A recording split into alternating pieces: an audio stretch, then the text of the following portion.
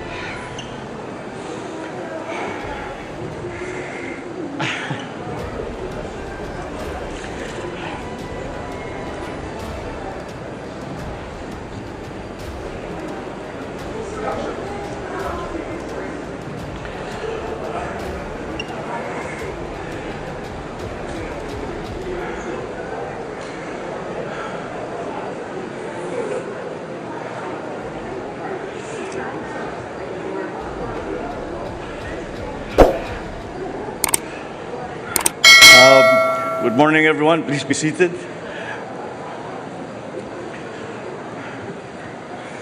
It is good to be home, to see everyone all bright-eyed and bushy-tailed on this early Sunday morning. Nagising kayo ng maaga. Sorry na lang, but ganun yung flight schedule namin.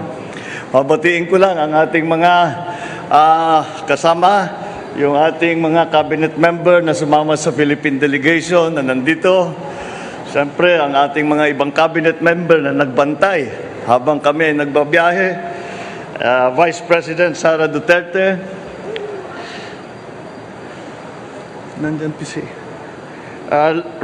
Pasay City Lone District Representative Antonio Calixto. The AFP Chief of Staff, Lieutenant Bacaro, and Major Service Commanders, other distinguished guests, ladies and gentlemen, good morning. I am pleased to report to you and the Filipino people the main outcomes and results of this working visit of ours to New York from 18 to 24 September. My first activity upon arriving in the United States was to meet with the Filipino community. And their smiles, their songs, and their welcoming took away the weariness of a 16-hour flight from Manila. And in our meeting, I thanked our kababayans who came. Some came from Canada, some came all the way from Florida. And I thank them for the work that they do and their contributions to the communities in the Philippines and in the United States. I also, once again, expressed my respect and my admiration for their commitment to the future and welfare of their families, including those who are still back home here in the Philippines. I also took the opportunity to share with them some of our priorities and plans under this administration and their important role in the work ahead. I also emphasize that by working together, we can build a better future for our country and our people. The main event of this visit to the United States, to New York specifically, was to deliver our national statement at the 77th session of the General Assembly on 20 September in the United Nations. In my speech, I articulated the role we see for the Philippines working with the United Nations in building a brighter future for our people and a safer and more just world for us all. I addressed global issues that require a united global action, such as climate change, rising food prices, rapid technological change, the peaceful resolution of international disputes, the need to protect the vulnerable sectors of our society, such as migrants, and ending all forms of prejudice. I also shared our experience in the BARM peace process, boosting agricultural productivity and promoting human rights through the UN Joint Program on Human Rights. And I reiterated the Philippines' belief in the primacy of the rule of law, as embodied by the UN Convention on the Law of the Sea, or UNCLOS.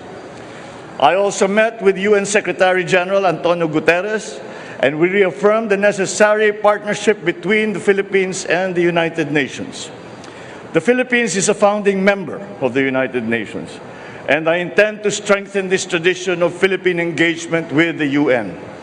I expressed interest in enhancing our role in UN peacekeeping operations, especially in the areas such as the Middle East, where we have a large concentration of OFWs. I also extended an invitation to the Secretary General to visit the Philippines in the near future. During the conference in the United Nations, I also held formal and informal bilateral meetings with leaders of our key partners, such as the US, such as Japan, and I shared with them the priorities of the Philippines to work with them in addressing food and energy security and climate change, amongst other many issues. Our discussions were very productive, and the members of the Cabinet will now work to operationalize the many areas of cooperations that we identified. I met also with a number of business leaders from different US companies during the week, and all of them committed to be a part of our development and economic growth. Together, we will be working on addressing some of our key economic challenges, particularly, once again, climate change, food security, energy security, to name but a few. There will be, I believe, good news to share in the next few months, particularly in terms of their plans to expand and further broaden their investment footprint in our country. Our discussion with the U.S. business community affirms the optimism with which international investors view the Philippines today. I also delivered a keynote address at the New York Stock Exchange and at the Philippine economic briefings, which drew institutional investors, senior corporate executives, fund managers, and entrepreneurs. At these meetings, I shared with them our vision for the future and how important it was to address the key challenges that continue to constrain the development of our economy. I also informed them about how we intend to deal with some of the fundamental problems in our food, energy, and broader economic security. I also emphasized the importance of peace and stability in the region and the important role of great powers like the United States, so that developing countries like the Philippines can have the space to achieve growth potentials. It was thus an honor to ring the closing bell on the trading floor of the New York Stock Exchange at exactly 4 p.m. in the afternoon of September 19th.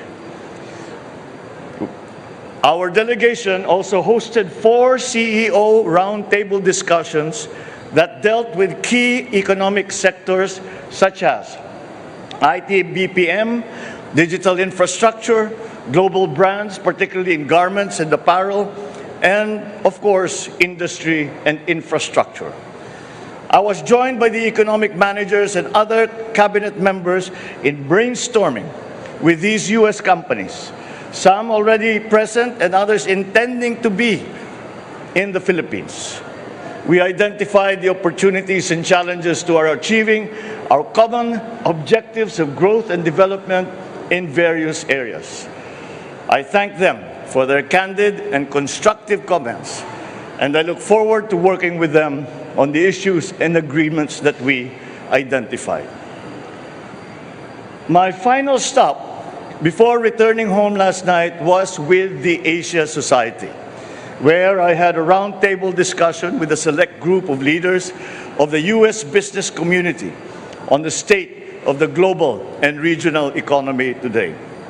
After the discussion, I delivered a public lecture where I shared my views on the opportunities, the threats, and challenges facing Asia, the United States, Asia-Pacific region, and all our neighboring countries today.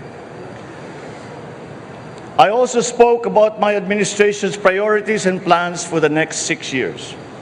And the engagement with the Asia Society was a fitting end to a week in the UN and the United States that had one singular message. The time to invest in the Philippines is no longer just sometime in the future, it is now. We in the Philippine delegation are one in our assessment that the work done in this trip serves as a good start for opportunities identified to be made into programs and projects to benefit the Philippines and our countrymen. And so the work continues, but I am happy to report that we have had a very good and strong start to our efforts. Thank you and good morning.